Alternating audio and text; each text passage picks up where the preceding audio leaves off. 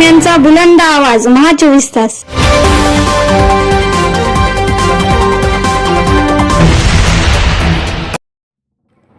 बातमी येते नांदेडमधून.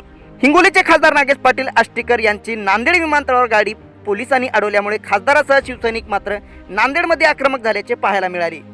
आज शिवसेना गटाचे खासदार संजय राऊत हे नांदेड जिल्ह्याच्या दौऱ्यावर आहेत. नांदेड विमानतळावर राऊत यांचे काही वेळातच आगमन होणार होते. खासदार राऊत यांच्या स्वागतासाठी हिंगोलीचे खासदार नागेश पाटील आष्टीकर व शिवसैनिक नांदेड विमानतळावर मोठ्या संख्येने दाखल झाले होते. परंतु या सर्व शिवसैनिकांना विमानतळाच्या आत प्रवेश पोलिसांनी दिला नसल्यामुळे खासदार नागेश पाटील आष्टीकर यांची गाडी देखील पोलिसांनी अडवल्यामुळे खासदार नागेश पाटील आष्टीकर व शिवसैनिक हे प्रचंड आक्रमक झाले. पोलिसांसोबत त्यांची बाचाबाची झाली. त्यामुळे शिवसैनिक देखील आक्रमक झाले आणि विमानतळावरून शिवसैनिकांनी घोषणाबाजी केली आणि शिवसैनिक विमानतळाबाहेर निघून गेले. पाहूया हिंगोलीचे खासदार नागेश पाटील आष्टीकर काय म्हणाले.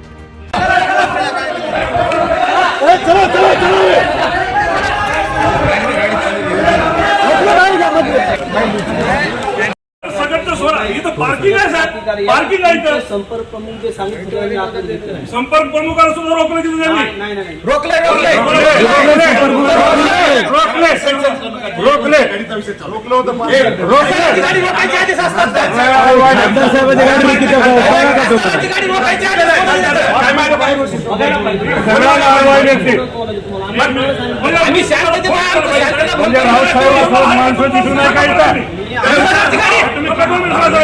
मी तुम्हाला फोन करायला पाहिजे का?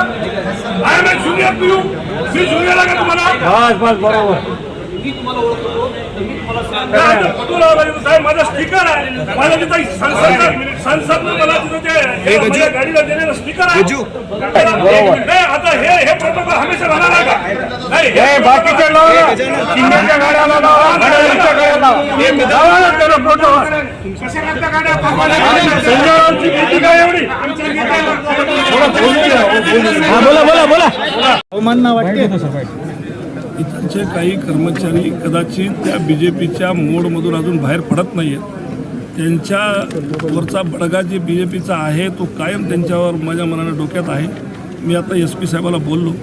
हे लोक हमेशातच झाले. आमच्या शिवसेनेचं खच्चीकरण व्हावं किंवा तिथं त्यांना गर्दी दिसू नये या दृष्टिकोनातून हा अरेरावीचा धंदा चालू आहे. हे आम्ही सहन करणार नाही आणि याच गोष्टीसाठी मी आता SP साहेबाशी बोललो.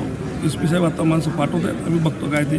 पण कमर्शियल एअरपोर्ट असताना हा ठीक आहे, आम्ही मान्य करतो. या मधामध्ये जाण्यासाठी त्याला प्रोटोकॉल लागतो. नक्की त्याच्या आमच्या जिल्हा प्रमुखाकडून किंवा संपर्क प्रमुखाकडून नावं दिली पाहिजेत.